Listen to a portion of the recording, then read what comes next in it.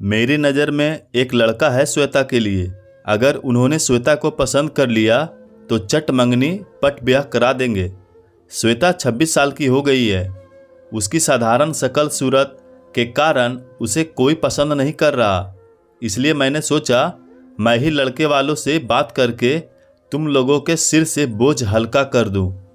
राधिका जी ने अपनी देवरानी गायत्री से कहा। लड़का क्या करता है भाभी? गायत्री ने पूछा। प्राइमरी स्कूल में टीचर है। 20 से 30 हजार महीना कमाता है। घर द्वार भी छोटा ही है। अब अपनी श्वेता को ज़्यादा ऊंची ख्वाहिशें पालने का हक तो है नहीं। पति के घर में जो मिल जाए उसी में गुजारा करना होगा।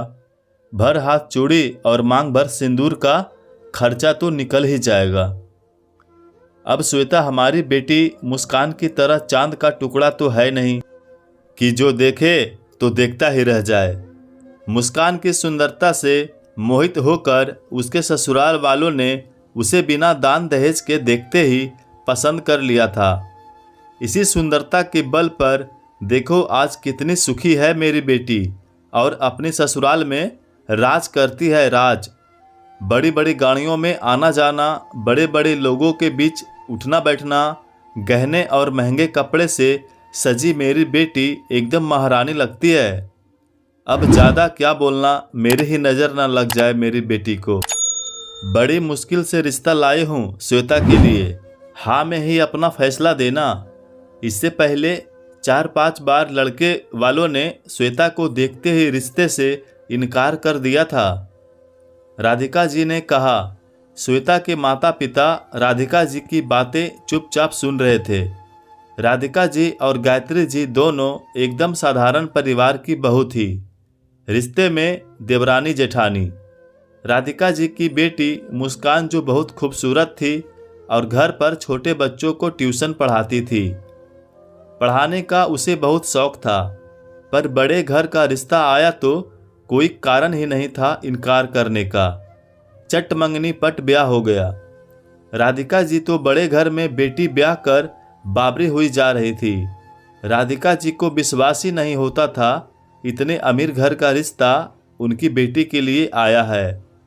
मुस्कान अपनी बड़ी कार में आती तो मोहल्ले के बच्चे बड़ी कार को छूकर भाग जाते। ड्राइवर बच्चों को डांट कर भगा देता। राधिका जी और उनके पति मोहल्ले में अपनी नाक ऊंची देखकर गर्व करते। हर वक्त बेटी की संपन्नता का गुणगान करती। यहाँ तक तो ठीक था, पर अपनी बेटी की किस्मत के आगे किसी को भी नहीं समझती। अपनी देवरानी की साधारण शकल सूरत की बेटी श्वेता पर हमेशा तंज कसती रहती। खैर आकाश और उसके माता पिता श्वेता को देखने आए। श्वेता को देखने के बाद आकाश के पिताजी ने कहा, हमें आपकी बेटी पसंद है। शादी बिना दान दहेज के कुछ करीबी रिश्तेदारों और मित्रों की मौजूदगी में होगी। आप लोग ज़्यादा परेशान ना होइए।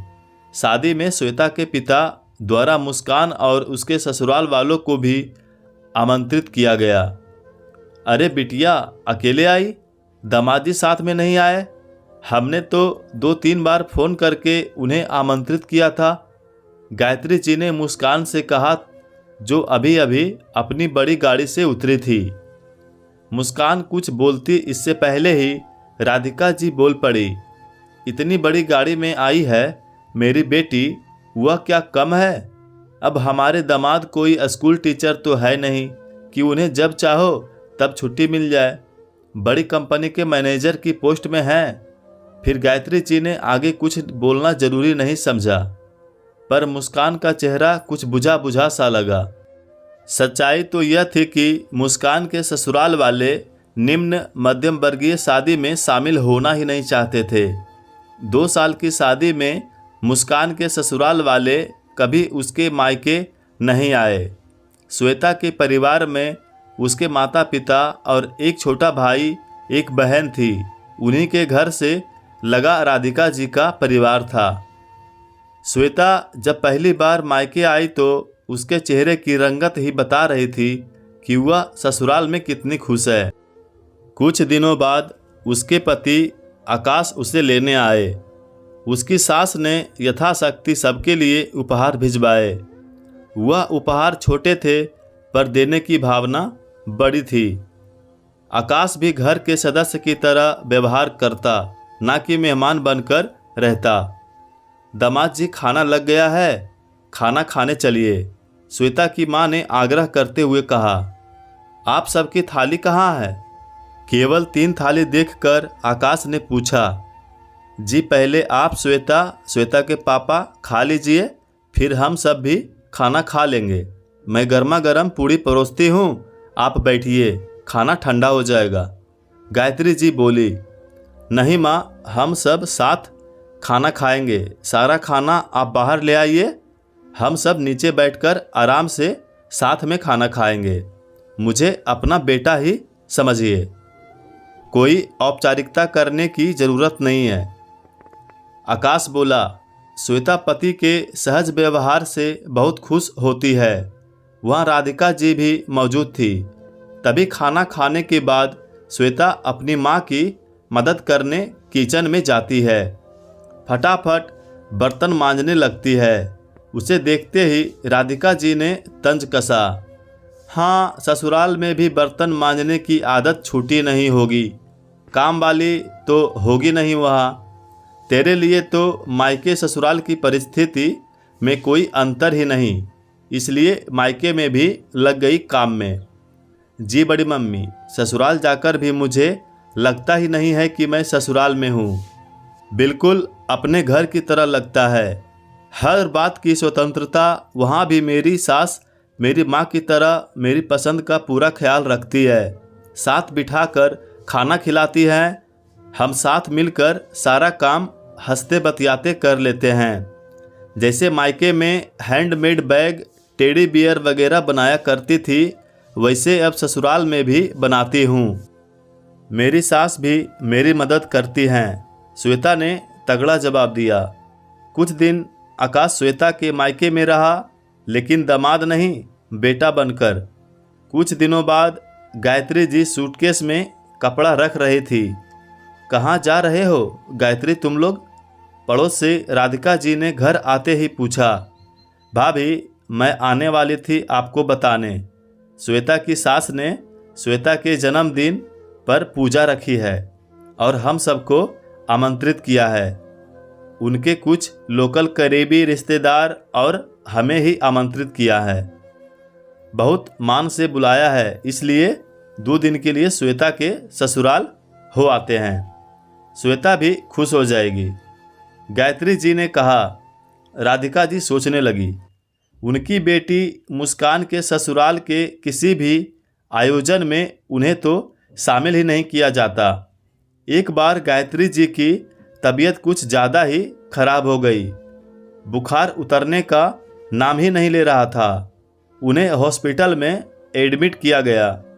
खबर लगते ही उनकी बेटी श्वेता, दामाद, श्वेता की सास उन्हें देखने आते हैं। दामाद ने अपनी सारी जिम्मेदारी निभाई। जहां पर ज़रूरत पड़ती तुरंत पैसे निकालते। यह बात अलग थी कि श्वेता के पापा ने उसके सारे खर्च किए गए पैसे लौटा दिए। श्वेता की सास ने भी अपना परिवार समझकर घर की सारी व्यवस्था संभाल ली। कुछ दिन बाद राधिका जी के पति को पैरालिसिस अटैक आता है। उनके बेटे और श्वेता के पापा आलोक जी ने उन्हें हॉस्पिटल पहुंचाया। मुस्कान हमेशा की तरह ड्राइवर के साथ अपनी बड़ी गाड़ी में आई। यह क्या हो गया माँ पापा को? मुस्कान ने रोते हुए माँ के गले लगते कहा। डॉक्टर देख रहे हैं, जल्द ही ठीक हो जाएंगे तेरे पापा। तेरे ससुराल वाले कितने अच्छे हैं, बड़ी गाड़ी में भेज दिया मेरी बच्ची को। राधिका जी बोली। मुस्कान पर्स में से फ़ोन निकालकर अपने पहुंचने की सूचना ससुराल में दे देती है। नया मोबाइल, नया पर्स, सब ले दिया है तुझे? राधिका जी खुश होते हुए बोली। बेटा, तेरा चेहरा हमेशा मुरझाया हुआ सा क्यों लगता है? क्या कमी है तुझे ससुराल में जो हमेशा नीरस सी दिखती है? राधिका जी ने मुस्कान से पूछा। मम्मी, आपको मेरे ससुराल की शानो शौकत तो दिखाई दे रही है, परंतु बेटी का दुख कभी दिखाई नहीं दिया। मुस्कान माँ के सामने बिलख पड़ी। माँ, मेरे पास महंगे पर्स हैं, पर मुझे 1 रुपया भी बिना इजाज़त खर्च करने की आज़ादी नहीं। महंगी गाड़ी तो दे दी, पर मेरे साथ मेरे गरीब मायके आने को कोई तैयार नहीं। मेरे पति को तो घुट्टी पिलाई गई है। ससुराल जाने से दामाद की इज्जत घट जाती है। आपके दामाद जी तो हमेशा अकड़ में ही रहते हैं। ससुराल में पार्टी आयोजन तो बहुत किए जाते हैं, लेकिन मेरे अपनों को आमंत्रित नहीं किया जाता। मेरे माँ बाप को मेरे घर आने की इजाज़त नहीं। मेरी पसंद को कोई महत्व नहीं दिया जाता। बच्चों को पढ़ाने का शौक़ है, लेकिन मुझे इसकी इजाज़त नहीं। आप हमेशा कहती हैं ना, मेरी बेटी खुश नसीब है और श्वेता के भाग में कोई सुख नहीं। ना मायके में पैसा देखा, ना ससुराल में। पर माँ, मैं जानती हूँ श्वेता बहुत भाग्यवान है। उसके दोनों हाथों में लड्डू हैं। मायके में भी प्यार, इज्जत और ससुराल में भी। और क्या चाहिए? इंसान अमीर तब होता है जब उसका पूरा परिवार उसके साथ हो, मायका भी ससुराल भी। माँ, पैसों में बहुत गर्मी होती है। सबसे पहले रिश्ते जलकर राख होते हैं। मैं ससुराल मेरा पूरा परिवार साथ बैठकर भोजन तक नहीं करता। सब अपने अपने कमरे में खाते हैं। पिता बेटे, भाई भाई में सब में मनमुटाव है। मुझे तो गरीब घर की बेटी होने के कारण महत्व ही नहीं दिया जाता।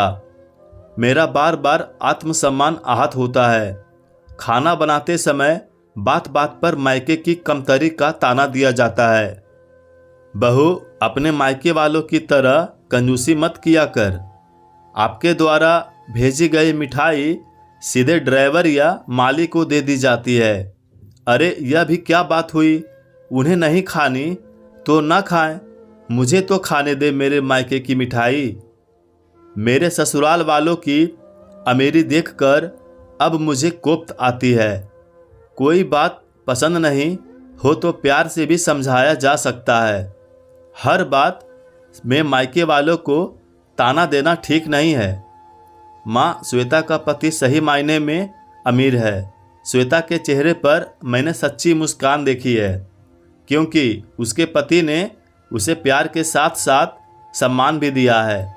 साथ साथ उसके मायके वालों को भी दिल से अपनाया है। हाँ बेटा, तू ठीक कह रही है। श्वेता बड़े दिल वाले के घर में खुश है। खुशियों को पैसे से नहीं तोलना चाहिए, राधिका जी ने कहा। दोस्तों, सिर्फ ऊंचे अमीर घर में शादी करने से बेटी को संसार के सारे सुख नहीं मिल जाते हैं। अगर ससुराल में बेटी को सम्मान और अपनापन मिले तो वो छोटे से घर में भी खुश रहकर बरकत से सब कुछ कर लेती है।